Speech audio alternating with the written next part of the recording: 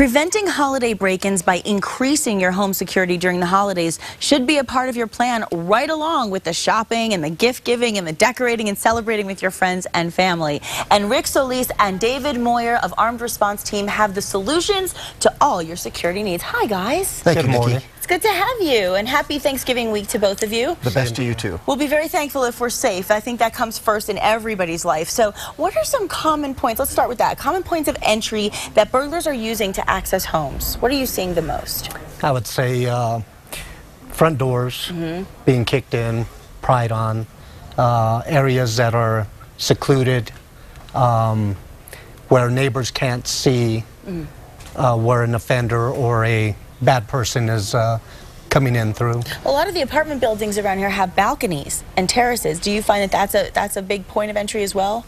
Balconies, I don't think so, because they're high. Okay. The only way they're going to get up there is by having a ladder or something like that. So I don't think that's a very It's not as bad much. point. Okay. Because a lot of times I wonder, should I lock my sliding doors? I mean, I'm on a second floor, and I always worry about those things. Yes, I would definitely Keep it locked. Lock them all the time. Well, Nikki, you've got to keep your doors locked. It's not enough just to think that you're safe because you're in your home. You really do have to make sure that you're locked all the time. Well, let me ask you this, David. What are some common sense tips that you can provide us with that are really going to help people avoid having burglary be a statistic in their own life? Well, there's a lot of reasons why we just go about our days without being aware of what's going on. Yeah. And we're not sure of who else is watching us. You've got to be aware of who's watching you and what's happening around you all the time. So step one is really like anything. It's just awareness. That's the #1 step. And so tell us a little bit about the services that Armed Response Team actually does for us. Tell us about some of those.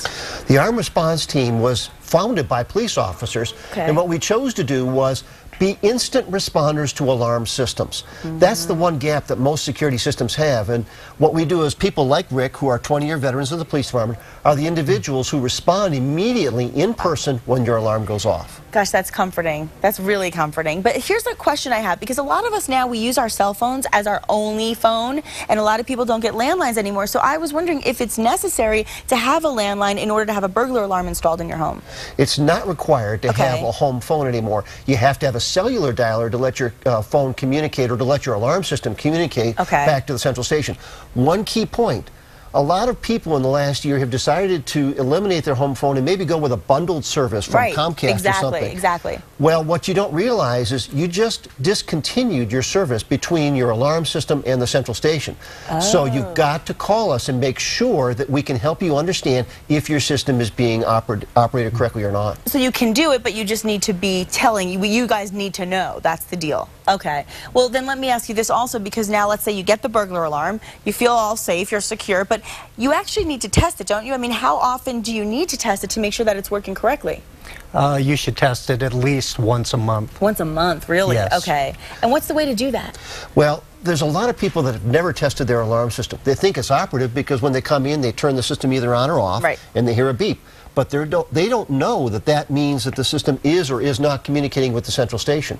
The key to testing your system is to contact the central station at the phone number right on the keypad. Tell them you're going to put your system on test, arm it, leave the house, let the system activate.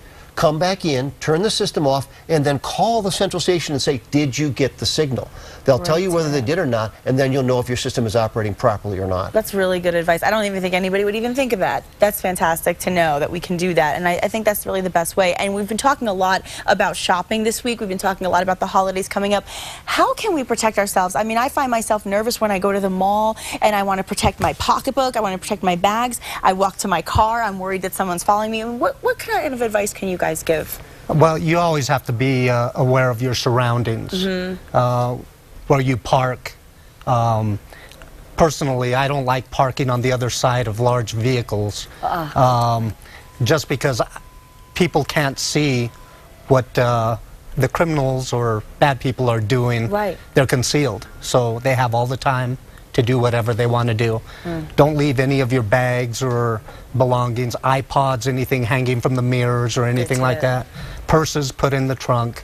Those are just really important. Walking with groups of people.